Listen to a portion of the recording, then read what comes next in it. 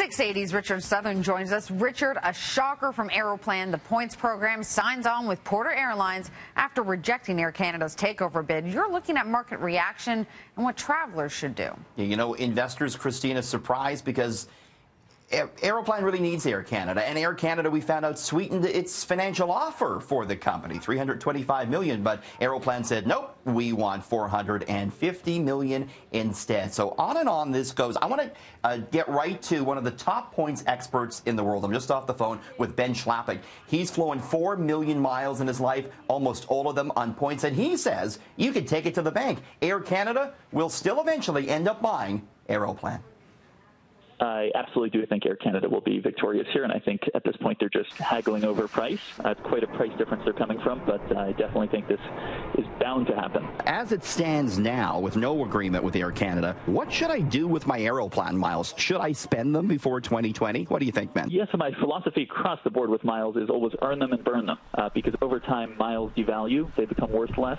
Airlines tend to devalue award charts. I would certainly take what we have now and what we know is the case over what is, regardless, an uncertain future, regardless of whether Air Canada takes over the program or whether Aeroplan's independent, what the program would look like in a couple of years. So I would highly recommend redeeming now if you have the option.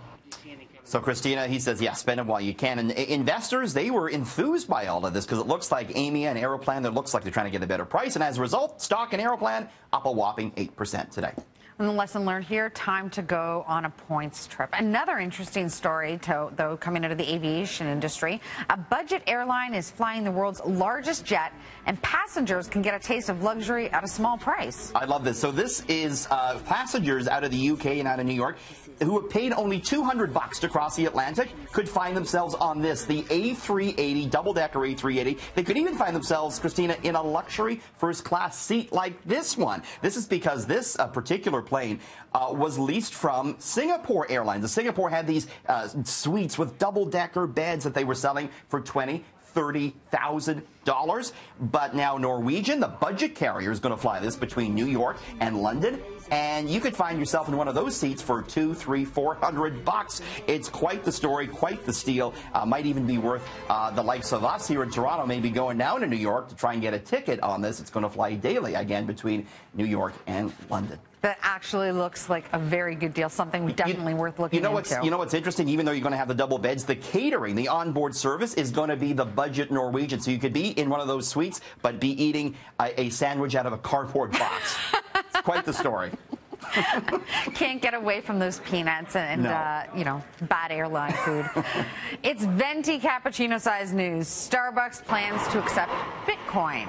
Yeah, in a way they are. So Starbucks teaming up with Microsoft and an international Bitcoin exchange called Backit. It's going to allow customers to go and buy your Frappuccino and your coffee using a Bitcoin. But at the point of sale, Christina, it's going to be transferred into Canadian dollars or into US dollars. So in the end, Starbucks won't be holding any Bitcoin. And the reason they don't want to do that is because it's super volatile. It's down 50% this year. It swings like a couple $100 every day. So that's why retailers don't want to hold it. But the fact that they're getting into this lends a lot of credibility to Bitcoin. It's becoming more mainstream now. Definitely, except I'm still using cash and change. You are really old school, Christine. I am. New numbers show Toronto home sales surged in July. Yeah, this is a big number. Sales up 18.6% in July from July a year ago. We haven't seen a year-on-year move like that in a while. The average selling price last month topping $824,000. Average detached selling price at a little above $1.3 million. A lot of people, we think, on the sidelines for the past year amid the new mortgage rules. They are now coming off the sidelines, nibbling away at the market, and the Toronto real estate sector heating up along with the weather this summer. So the long weekend is here, which means maybe a few drinks are in order. Going into the bar can be expensive, though.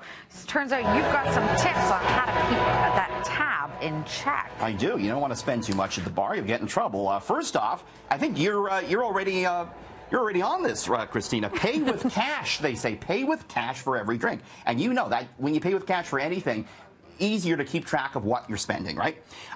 Don't keep an open bar tab. You end up with that big bill at the end of the night. pay per drink, and you'll keep a better tab on what you're doing. Drink beer on tap. It's often the cheapest drink in the bar. Buy in bulk, that is to say pitchers, bottles of wine. It always ends up being a little bit cheaper per glass than doing it sort of an a la carte basis. Eat before you go out. Fill up on carbs, and you won't want as much booze. That's true, too, if you're going grocery shopping, by the way. You save money that way. And drink water in between drinks. Slows you down, fills you up, and keeps the hangover at bay. And if you see me and Christina at the bar, you buy us a drink, too. I like that. That's definitely some news you could use. Where are the prices of gas going for the long weekend, Richard? What do you think? I'll give you one guess. We're going up. Just a penny, though, Christina. That'll bring us to $1.35.9 a liter. We actually went down 2 cents this morning. So up a penny tonight, and that's a price that will probably hold into next Tuesday. Christina, hope you have a great weekend. Thanks, Richard. You too. And now it's over to Brandon Rowe on the Danforth.